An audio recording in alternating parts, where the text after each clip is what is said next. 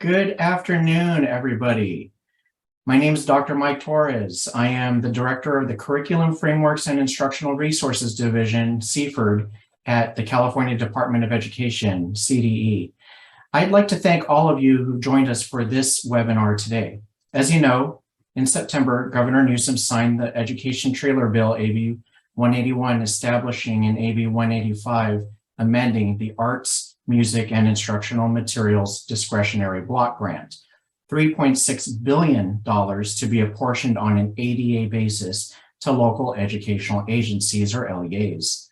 This is a unique opportunity for schools and districts across the state to invest in multiple areas, including instructional materials and professional development for educators.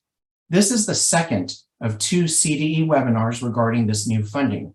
You can find a recording of the first one, an overview of all categories of allowable expenditures specified in the legislation on the department's webpage for this block grant. A link is going to be posted in the chat, along with the link to a resources document where you can find all the links, email addresses, and listservs that we'll be mentioning in this presentation today. This discretionary block grant emphasizes the arts and music, but also allows for the funding to be spent in several different categories, which are outlined here. We provided a high-level overview of all 5 categories at last week's webinar. Today, we're going to be discussing specifically the first category of allowable expenditures for standards aligned, when appropriate, professional development, and instructional materials in specific areas identified by statute. The goals of today's webinar are to inform LEAs about resources identified by the California Department of Education for professional development and instructional materials that will help districts as they make their spending decisions, and to explain how and when the funds will be allocated and apportioned. The legislation specifies that the block grant can be used to fund standards-aligned professional development and materials in 10 different subject areas. That includes visual and performing arts, world languages, mathematics, science, including environmental literacy, English language arts, including early literacy, ethnic studies, financial literacy, computer science, media literacy, and history social science. Today, we have staff from the Curriculum Frameworks and Instructional Resources Division, as well as the Educator Excellence and Equity Division, to walk us through some of the resources that CDE maintains that will be helpful to LEAs that plan to expend any portion of their grant funding on professional development or instructional materials. Also here are representatives from the School Fiscal Services Division to talk about the allocation. Since districts are not required to purchase state-adopted instructional materials, there are some general tools that LEAs can use to help with selecting programs and ensuring alignment to state standards, when there are any, of the specific content areas. First, check with your county office of education. Many produce toolkits to help with local adoptions. Secondly, on its website, Achieve offers its toolkit for evaluating the alignment of instructional and assessment materials to the Common Core state standards, the Time Toolkit for adoption of science materials, and finally, the State Board of Education maintains a document on its website entitled Guidelines for Piloting Textbooks and Instructional Materials. You can find links to these items on the resources document. I'd like to introduce our next speaker, Kyle Petty, to discuss visual and performing arts, as well as English language arts. Kyle, on to you. Thanks, Dr. Torres. Good afternoon. My name is Kyle Petty. I work in the Curriculum Frameworks Unit at the California Department of Education. I'll start by providing some information on arts instructional materials that may be useful for you. Last year, the CDE conducted the state-level adoption process for the submitted arts materials. LEAs looking to adopt materials For LEAs looking to adopt materials, the 2021 arts adoption yielded 3 SPE adopted programs, 2 for visual arts and 1 for music. Like SPE adopted materials in all content areas, LEAs that choose these materials are assured the public process of vetting and deliberating on the materials, and the materials bear the approval of the State Board of Education. Moreover, should your students need specialized formats of these SBE adopted instructional materials, you can request them or access them for free through the CDE Clearinghouse for Specialized Media and Technology. Now I'll discuss a few points on these SBE adopted arts materials that may be noteworthy when considering the AB 185 funding for instructional materials. Only one program for visual art is K through 8. An LEA adopting, say, explorations in art may be seeking additional instructional materials for kindergarten students, as well as those in grades 7 and 8. The SBE reviews instructional materials only for K-8. Selecting instructional materials in grades 9-12 remains the purview of local leadership. There are also no programs on the state adopted list for dance, media arts, or theater. This is because none were submitted for review. These 3 programs are not the only programs available. These are programs that opted to undergo the rigorous review process offered by the State Board of Education. Remember, LEAs are not required to adopt SBE adopted instructional materials, and in content areas such as art, these LEAs may know of both basic and supplemental programs they wish to adopt or purchase, and may have an interest in working directly with the publishers to conduct a local review and adoption of these materials to support local programs. The language in AB 185 states that standards-aligned instructional materials includes, but is not limited to, books for school and classroom libraries. This suggests that instructional materials can encompass the tools teachers utilize to provide students with meaningful access to the curriculum and to facilitate standards-aligned student learning. Decisions around these funds will be presented to and approved by the appropriate local board, which will determine what constitutes instructional materials. The second set of steps on this slide provide a general approach to selecting and/or adopting materials. The process can support the steps taken in seeking the approval of your local board. They include building a team or committee of qualified teachers at relevant grade levels, program leaders, administrators, and parents, assessing student strengths and needs, and reviewing the evaluation criteria in Chapter 10 of the Arts Framework, developing an evaluation instrument based on current content standards, criteria, and guidance in the framework and the social content standards, an analysis of the scope and sequence of one or more, including the style in which the content and topics are addressed, and an evaluation process that's thoroughly planned, conducted publicly, and well documented. Professional learning resources for visual and performing arts can be found on the CDE website through the Professional Development Curriculum Areas webpage for the arts. A link to the arts webpage can be found in the accompanying resource document. Please be sure to select the Professional Learning tab. On this tab, you'll find recorded webinars, such as the Arts Standards webinar series, which is a collaboration between the CDE and the California County Superintendent's Educational Services Association and the California Arts Project, or TCAP. It may be useful to arts educators to build an understanding of the 2019 California Arts Standards as they plan standards-based lessons centered around materials. You'll also find links to organizations like TCAP that regularly produce professional learning content. Pivoting now to English language arts, decisions around selecting instructional materials for ELA and ELD can be guided by the content in Chapter 12 of the ELA-ELD framework. The criteria define the framework-aligned elements in the state adoption of instructional materials for grades kindergarten through grade 8, as well as guidance for local educational agencies on the adoption of instructional materials for students in grades 9 through 12, the social content review process, supplemental instructional materials, and accessible instructional materials. The SBE adopted materials in the 2015 ELA-ELD state level adoption can be found on the ELA-ELD instructional materials webpage, which is also linked in the resource document. It includes approved materials for all 5 ELA and/or ELD program types, detailed evaluations of each program, and the contact information for submitting publishers, which may be useful for LEAs looking to acquire materials by a particular company that have been created since the 2015 adoption. The page also contains information to support local adoptions and conducting pilots of new instructional materials, the steps of which I generalized in the previous arts slides.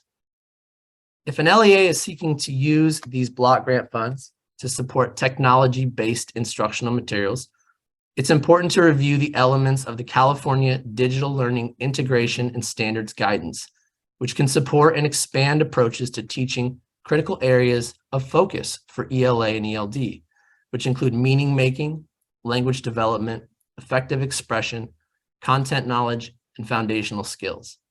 Chapter 10 of this guidance outlines additional suggestions for digital learning practices relevant to these content areas, while Chapter 11 provides an introduction to the standards guidance. Chapters 12 through 16 organize guidance for standards by grade level. Professional learning resources for the English language arts can be found on the CDE the website through the Professional Development Curriculum Areas webpage for English language arts. A link to this webpage can be found on the accompanying resource document. On this page, you can find English language arts guidance, which provides resources for implementing and improving ELA and ELD instruction, including content standards, references to the framework, curriculum guides, and digital materials. The resources section includes links to the state literacy plan, as well as the literacy resources repository on California Educations Together, which houses the literacy knowledge building video series.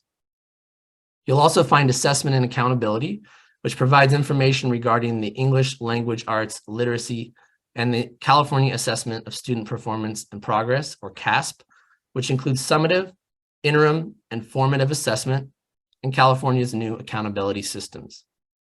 It also includes organizations and partnerships, which lists notable national and state organizations that provide support and resources to educators and families with a passion for improving English language arts and early literacy learning for all students. Many of our partners and grant recipients regularly produce professional development content. Please be sure to follow us on Twitter and join the Literacy Listserv to receive regular communication about English language arts updates, guidance, and professional learning opportunities. Please also note that CDE's recommended literature list has been updated. A link is included in the resource document. And now I'd like to introduce my colleague, Alejandro Hernandez, to discuss world languages. Alejandro? Yes, thank you, Kyle. I'm Alejandro Hernandez. I work in the Instructional Resources Unit. Today, we'd like to encourage anyone who's considering using funds from this discretionary block grant to visit the 2021 World Languages Instructional Materials Adoption webpage. On that page, you're going to find a list of the instructional programs the State Board of Education adopted in November of 2021. In 2021, 4 publishers submitted a total of 11 programs for review for 2 languages, Spanish and French. You'll also find links to other web pages and documents that provide detailed guidance for reviewing, piloting, and adopting instructional materials, whether these are the KA programs the SBE adopted or instructional programs the SBE did not adopt. Those can include programs not submitted for review and programs designed for grades 9 through 12. On the slide, you can also see a resource that was recently posted, a slideshow that compiles much of the guidance on this webpage, formatted to facilitate access to guidance, documents, and tools local educational agencies can use to make these important decisions. I also want to call attention to the World Languages Framework, which includes guidance for implementing the World Languages Standards. A key resource in the framework is Chapter 13. It includes not only general guidance for reviewing instructional materials, but specific explanations regarding social content requirements and the 5 categories of evaluation criteria. These criteria are designed to support educators in determining to what extent the programs they are reviewing align with the World Languages Standards and other key components. I also want to point out that Appendix 4 in the World Languages Standards includes a discussion on the links that exist between the World Language Standards and the California Common Core State Standards. These links matter to our discussion today because they highlight a few priorities in the language of the discretionary block grant. 1, instructional materials for the teaching of world languages. 2, an emphasis on literacy. And 3, the purposeful creation or expansion of multilingual book collections. Professional learning resources for world languages can be found on the CDE website through the Professional Development Curriculum Areas webpage for world languages. Please be sure to select the Professional Learning tab. On this tab, you'll find resources such as the World Languages Standards Peer-to-Peer Implementation Guide that was developed in collaboration with CDE professional learning partners, the California Language Teachers Association, and the California World Language Project.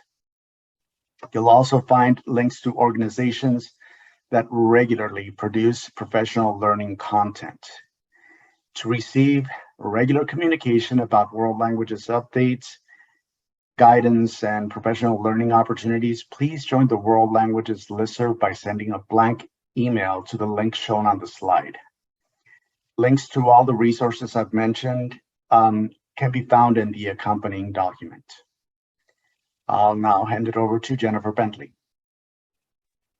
Thank you, Alejandro.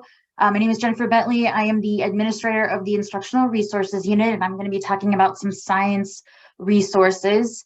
After the adoption of the California NGSS standards and the 2016 adoption of a new science curriculum framework, in 2018, the CDE conducted a science instructional materials adoption. 33 programs were submitted for review, and 28 were adopted by the SBE.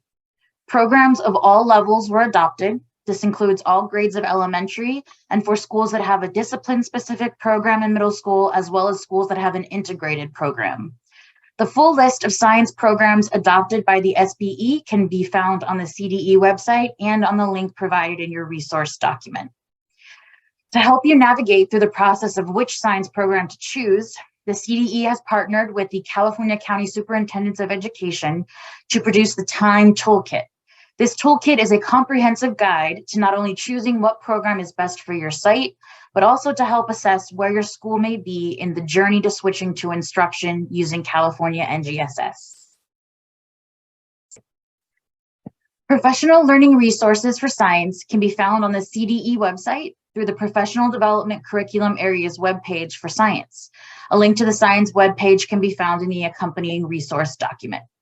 On this page, you can find a Science Guidance tab, which provides resources for implementing and improving science instruction, including science content standards, the science curriculum framework, and the 2014 English Language Arts English Language Development Framework.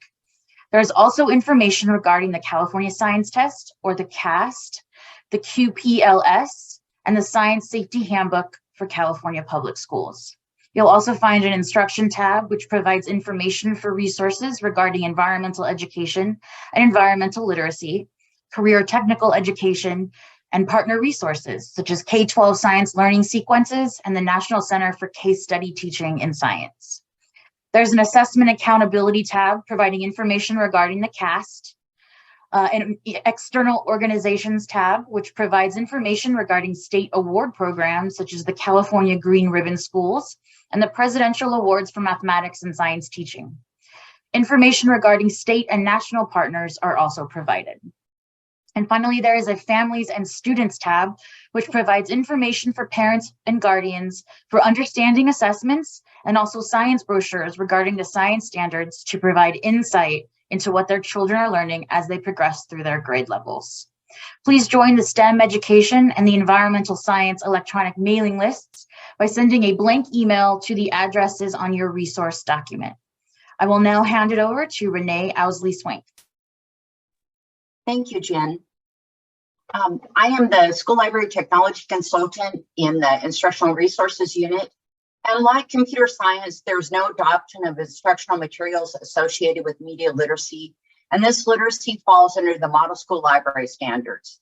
In 2018, Senate Bill 830 directed the CDE to gather and post a collection of resources to support media literacy in the classroom.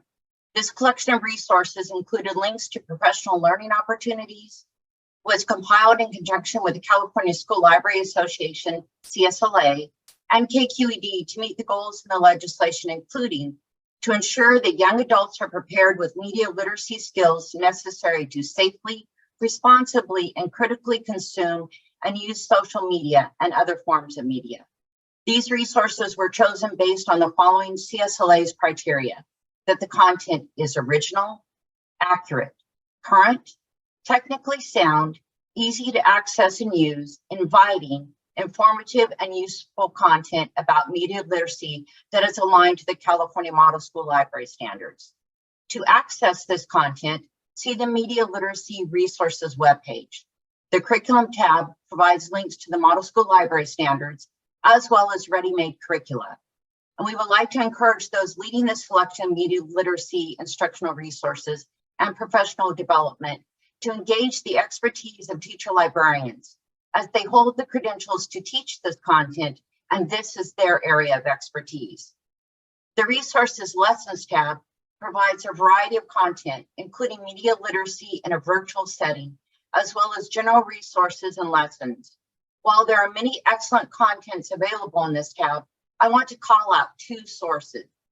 News Literacy Project is a nonpartisan education nonprofit, building a national movement to advance the practice of news literacy throughout the American society, creating better informed, more engaged, and more empowered individuals, and ultimately a stronger democracy.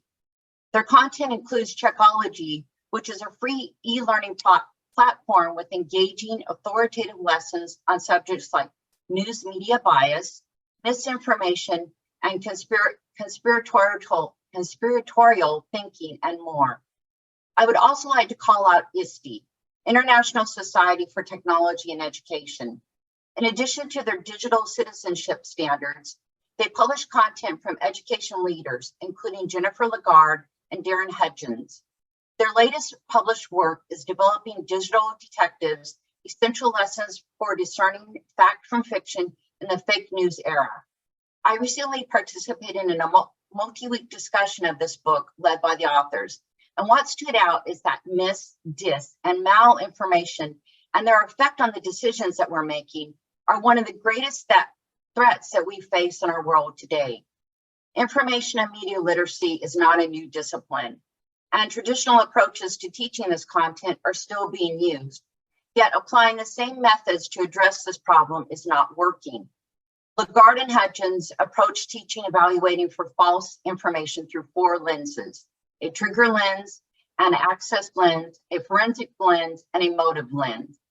Students can begin to learn the underlying principles of these lenses at the earliest grades, and increasing complexity as they progress through the grades, and includes instructing students with the technology they naturally navigate to, their phones.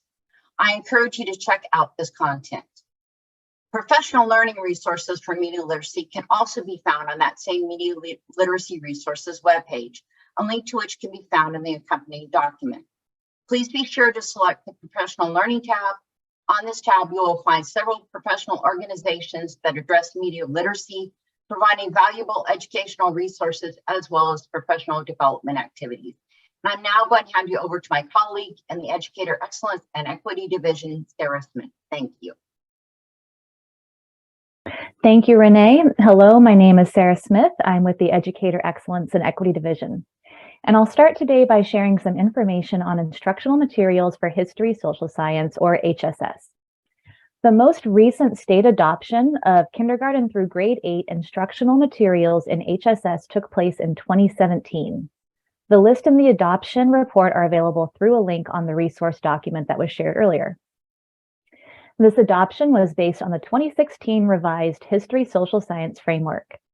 The framework and the adoption were both aligned to the 1998 state HSS standards, but included new topics required in legislation since then, such as the inclusion of contributions of LGBT individuals pursuant to the Fair Education Act. The schedule for the next HSS adoption is difficult to predict due to a number of factors, including state funding and the question of when the 1998 content standards will be updated, which will require legislation. However, it is safe to say that there will not be another HSS adoption before 2026, when the block grant funds must be encumbered. HSS professional learning resources can be found on the CDE website through the HSS Professional Development Curriculum Areas webpage, a link to which can be found on the resource sharing document. Please be sure to select the HSS Professional Learning and Curriculum Resources link. On this page, you will find the Content, Literacy, Inquiry, and Citizenship Projects online repository of resources to support implementation of the HSS framework. You will also find links to organizations and partners by HSS curriculum area, including General Social Science, California, United States and World History, Civic Engagement, Economics and Financial Literacy, Geography and Environmental Education, and Global Education. To receive regular communication about HSS updates, guidance, and professional learning opportunities, please join our listserv by sending a blank email to the email address that is shown on the screen and provided in the list of resources. You may also wish to follow us on Twitter. We are at CAEDHSS for resources and opportunities on the topics of history, social science, ethnic studies, and financial literacy. Speaking of financial literacy, instructional and professional learning resources for financial literacy can be found on the CDE website through the Professional Development Curriculum Areas webpage for financial literacy. A link to the financial literacy webpage can be found in the accompanying document. This webpage includes information to support professional learning as well as classroom instruction. Educators can find foundational support, including content standards, frameworks, and relevant research to support quality financial literacy instruction. Instructional resources for grades K through 12 are also available, including information on student competitions. Please be sure to select the Professional Learning tab. On this tab, you will find organizations that provide training and support for financial literacy educators. Many programs offer certifications or micro-credentials, and some of these certifications have associated fees that can be offset by grants. In fact, in August, Superintendent of Public Instruction Tony Thurmond announced a partnership with the nonprofit NextGen Personal Finance. NextGen is offering $500 stipends to the first 1,000 teachers who complete 20 hours of professional development in financial literacy using the courses available on its website. It's also offering matching grants to 5 of the state's largest districts to hire personal finance specialists. You can find more information on the resource document linked in the chat. Ethnic studies is another area that is specifically mentioned in the authorizing legislation. You probably know that the State Board of Education adopted a model curriculum in ethnic studies in March of 2021. The model curriculum is a guidance document to support teachers and administrators in the implementation of local ethnic studies programs. The CDE Press is finalizing a professionally edited and designed PDF version of the model curriculum that should be available before the end of the year. The state recently adopted a graduation requirement in ethnic studies. Districts will be required to offer at least a 1-semester course in ethnic studies by the 2025-26 year, with the graduation requirement taking effect for the graduating class of 2029-30. This summer, the state appropriated $50 million to local educational agencies to support the creation or expansion of ethnic studies course offerings. The block grant can be used to augment those funds and ensure that districts are prepared to meet the upcoming graduation requirement. Professional learning resources for ethnic studies can be found on the CDE website through the Ethnic Studies Professional Development webpage.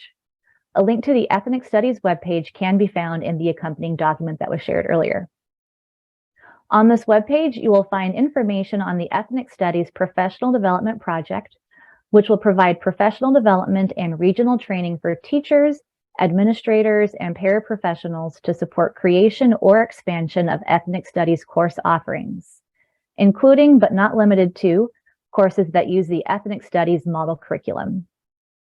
It will also provide an online repository of resources to support ethnic studies courses. This includes the collection and review of materials to be made available for educators to use in implementing the ethnic studies model curriculum. And I will now turn it over to my colleague, Emily Oliva, who will discuss resources for computer science. Thank you, Sarah. Good afternoon. I am Dr. Emily Oliva, and I will discuss instructional materials for professional learning opportunities for computer science and mathematics. Let's start with computer science. Please note that the links to resources mentioned are in the document provided. There is no adoption of instructional materials associated with these standards. For information on computer science and curriculum, consider the following sources. California Educators Together.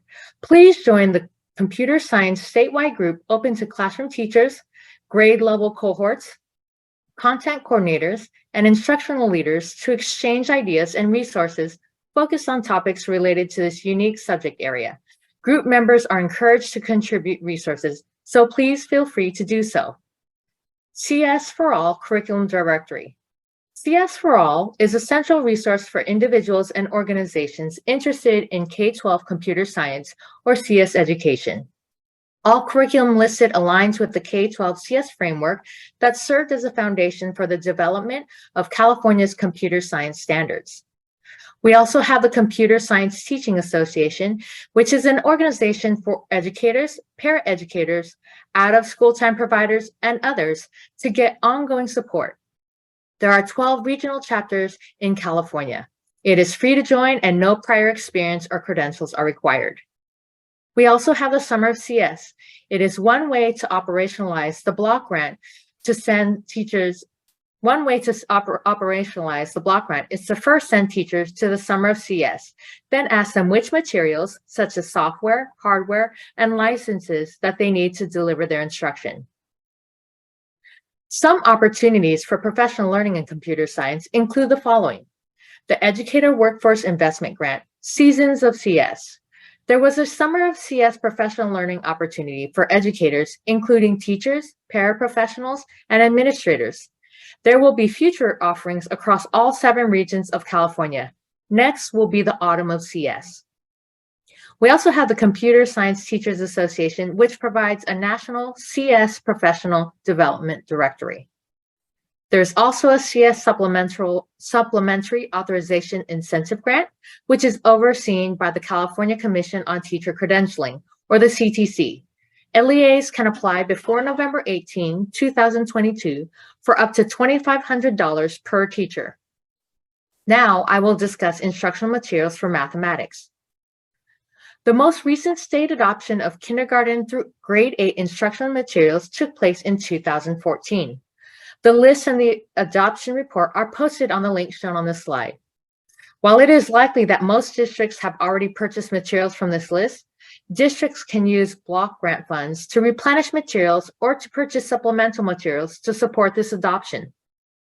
The 2014 adoption included basic instructional materials, as well as Algebra 1 and Integrated Mathematics 1 programs. As others have already noted, districts may conduct their own local review of non-adopted materials for alignment to the state standards. That local review must include a majority of classroom teachers in the subject area being reviewed. The mathematics framework is currently in the final stages of a substantial revision process. That process was extended due to the COVID-19 pandemic and the particularly large volume of public comment submitted during the draft framework's public review periods. Because of that delay, it is likely that the next K-8 instructional materials adoption will take place in 2025.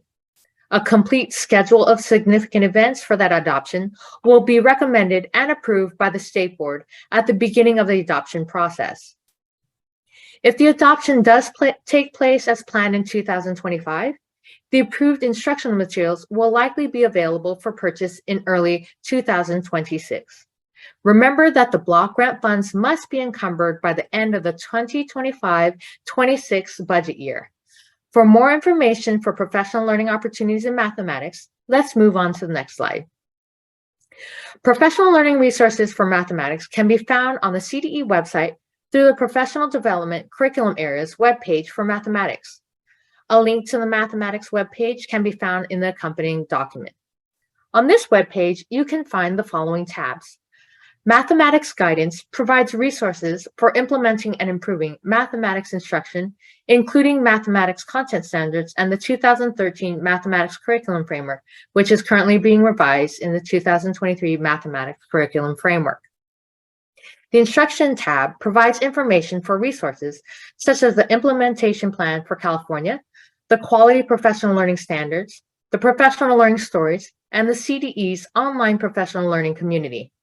The CDE's recommended literature list has been updated. A link is included in the accompanying resource document.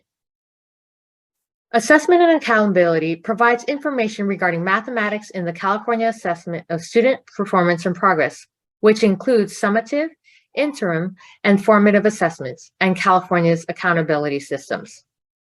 Organizations and partnerships list notable state and national organizations that provide support and resources to educators and families with a passion for improving mathematics learning for all students. Now I'll hand it over to my colleague, Alexis Cliff, to talk about professional learning resources across all content areas. Thank you, Emily. Hello, my name is Alexis Clift, and I'm a consultant in the Educator Excellence and Equity Division. I'm here to mention some additional professional learning programs and areas that the Teacher and Leader Policy Office is excited to promote. Specifically, this grant supports professional learning that is standards aligned and/or improves school culture. This can include the National Board for Professional Teaching Standards Subsidy and Incentive Programs, educator preparation, such as mentorships and induction, and private school professional development opportunities, which you can find at capspdnow.com. For more information, please contact the Teacher and Leader Policy Office at tlpo@cde.ca.gov.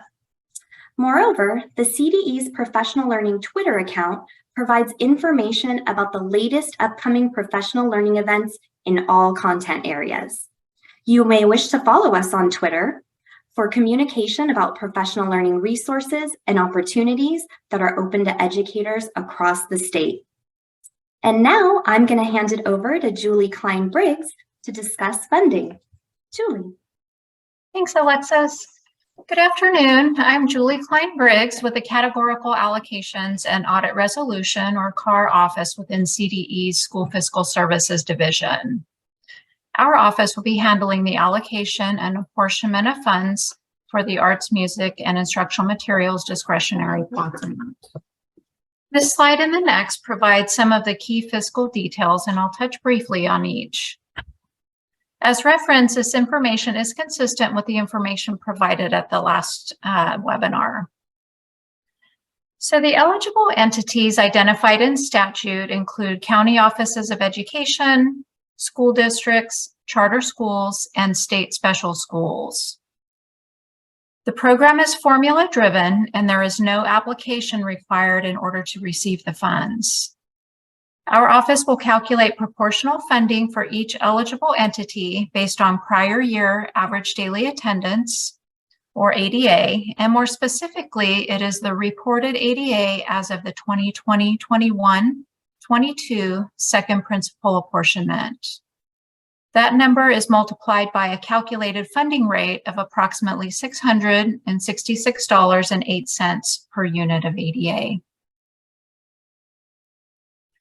So the amount calculated for each entity is referred to as the allocation. These amounts are now available on our fiscal webpage, and a link is provided in the resources document. The apportionments or payments will be released to eligible entities in 2 equal amounts. We're planning for the first apportionment in December 2022 and the second in May 2023. Funds received are available for encumbrance through June 30th, 2026. Any amounts that are not encumbered by this date will need to be returned to the CDE. For accounting purposes, local educational agencies will use the standardized account code structure, or SACS resource code 6762. And lastly, questions regarding the calculation or apportionment of funds may be directed to our office at caar@cde.ca.gov. Thank you. Now back to Dr. Torres. Thank you so much, Julie, and thank you to all of our presenters for all of the valuable information that we received so far today in this webinar. In good teaching practice, we've told you what we're going to tell you. We told you, and now I'm going to summarize what we told you very briefly. This webinar today has been a close look at the resources identified by the California Department of Education and the many content areas in which this block grant funding can be spent. We truly hope it proves useful as school districts and schools begin putting their plans together. Because it's a lot to take in, I want to make sure you know where to go for additional information and support. If you would like to view this webinar again or share it with others, a recording will be posted on our block grant webpage, and the link to that block grant webpage can be found in the resources document that has been posted in the chat. Additionally, content area specialists will be creating other recorded mini webinars for individual content areas to make information by subject easier to access, and those will be posted on the block grant webpage as well. So we have some recurring questions and some outstanding questions in the Q&A section. So we'll take some time now to see if we can answer some of them. So one common question that throughout this presentation is there a reporting requirement? And the answer is no. The statute does not include a reporting requirement to CDE. The only requirement is that the plan be taken before the local school board for approval. And then along those same lines, another common question is there a spending template that will be coming from CDE? That answer is no. There was no requirement in the statute, in the legislative language, that CDE provides such a template. It's local control, and it's entirely up to the local governing boards in what format they want their spending plans to be in. Let's see, is purchasing core materials allowed? So for example, new science textbooks. Absolutely, the answer is yes. It is, I mean, instructional materials is right there in the name. It says arts and music and instructional materials discretionary block grant. There is language in the statute that it's the intent of the legislature that a proportion of the funds be spent on arts and music and instructional materials, yet there's that word discretionary in the name. But short answer is yes, you may use the funds to purchase science textbooks. Let's see, looking through the Q&A for additional questions.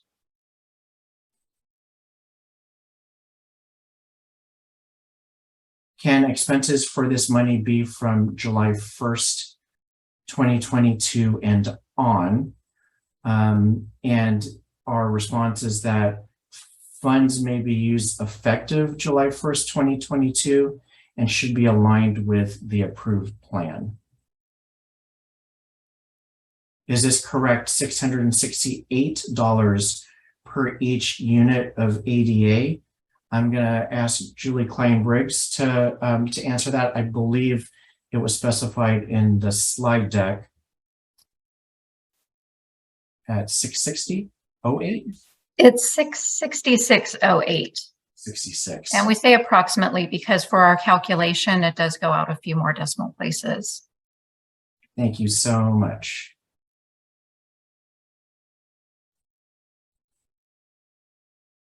All right, looking through the Q&A, we're trying to answer as many of them as possible. Some of them were answered live. Some Q&A questions, we may have to do some more research and update our FAQ page. I do highly recommend that you go to the Arts, Music, and Instructional Materials Discretionary Block Grant webpage that we produced. We just posted an FAQ page there from information we received from prior questions we received from prior presentations, as well as last week's webinar.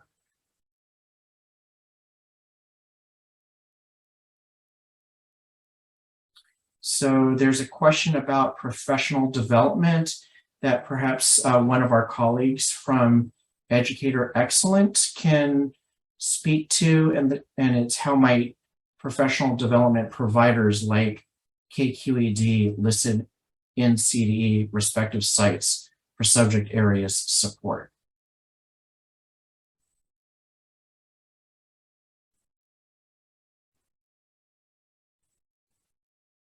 Sorry to put you guys on the spot there.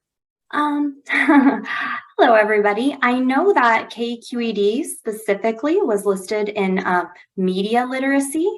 So we have vetted certain outside providers, and those providers can provide support for your professional development. They also offer some of their own quite often. So I hope that answers your question.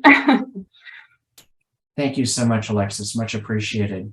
There was a question or confirmation in the Q&A about the math adoption, and should the math adoption take place as CDE proposes in 2025 based on timelines, textbooks may not be available until early 2026, and funds have to be encumbered by June 30th, 2026. So from there, it's a timing thing between the encumbrance date and the production of those materials. There is a question about by when do we need to submit the plan to our local school board for consideration. The answer is there's no date. The only caveat in statute is that the plan be approved before the funding is spent. So don't spend the money before it's approved, I guess is the takeaway there. All right. So we've had a lot of great information from our awesome content experts here at the CDE. Thank you all for attending this webinar. Any unanswered questions from our Q&A, we'll do our research and we'll update our frequently asked questions page. If you have any specific questions, you can also send us an email to cford@cde.ca.gov, and we'll be more than happy to correspond with you directly. So I'd like to thank all of you for being here for this webinar today. The Arts, Music, and Instructional Materials Discretionary Block Grant does present a huge opportunity for California schools, and we're very happy and excited to be able to support schools and districts using this influx of funding to make positive changes towards increased student achievement. Over the next coming months, CDE will continue to make resources and assistance available to local educational agencies as you develop and begin to implement your plans. Please remember to check the chat now for links to the CDE's block grant website and the document with links to the resources mentioned today. That's all we have for you today. I hope you have a wonderful rest of your day. Thank you for doing all that you do. Thank you for being an educator, and take care.